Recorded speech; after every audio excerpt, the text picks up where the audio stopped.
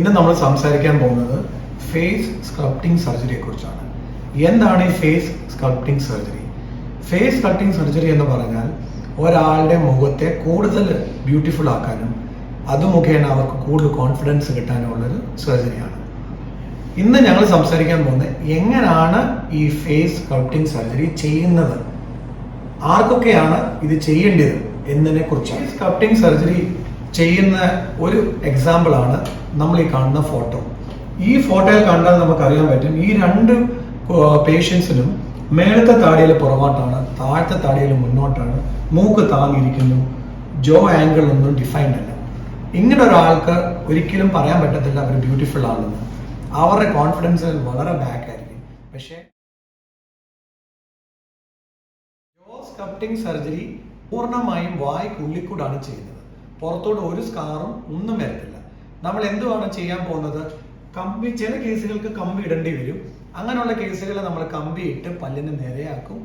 നേരെയാക്കിയതിന് ശേഷം നമ്മൾ എന്താ ചെയ്യാൻ പോകുന്നതെന്ന് പറഞ്ഞു കഴിഞ്ഞാൽ മേളത്തെ താടിയലിനെ നമ്മൾ വായ്ക്കുള്ളിക്കൂട് കട്ടിട്ടിട്ട് മേളത്തെ താടിയലിനെയും കീഴ് താടിയലിനെയും മുന്നോട്ട് നീക്കും. മുന്നോട്ട് നീക്കുന്നതനുസരിച്ച് നമ്മുടെ ഫേസ് ഒന്നുകൂടെ മുന്നോട്ട് വരും. നമ്മുടെ ഫേസിന് നല്ല ബാലൻസ്ഡ് ലുക്ക് കിട്ടും. എന്നിട്ട് ഏറ്റവും ലാസ്റ്റിൽ നമ്മൾ ചിൻ സർജറി ചെയ്ത് ചിന്നിനെ മുന്നോട്ട് കൊണ്ടുവരും. ഇതിനെ നമ്മൾ വായ്ക്കുള്ളിൽ തന്നെ പ്ലേറ്റ് ഇട്ട് ഫിക്സ് ചെയ്യും. ഇതിനെയാണ് നമ്മൾ ഫേസ് ട്രാൻസ്ഫോർമേഷൻ സർജറി അല്ലെങ്കിൽ ഫേസ് സ്കൾപ്റ്റിംഗ് സർജറി എന്ന് പറയുന്നത്. ഇങ്ങനെ ഫേസ് സ്കൾപ്റ്റിംഗ് സർജറി ചെയ്ത പേഷ്യൻസിന്റെ പടങ്ങളാണ് നിങ്ങൾ കാണുന്നത്. ഈ കുട്ടിയെ നിങ്ങൾ മുന്നത്തെ പിക്ചറിൽ കണ്ടു കാണും, ഇപ്പോഴത്തെ പിക്ചർ ഉണ്ടോ? ഈ കുട്ടിയുടെ മേളത്തെ താടിയിൽ മുന്നോട്ട് നീക്കി, താഴത്തെ താടിയിൽ അതിനനുസരിച്ച് നീക്കി, ചിൻ നീക്കി, അതിനനുസരിച്ച് കുട്ടിയുടെ മൂക്ക് നമ്മൾ കറക്റ്റ് ചെയ്യും.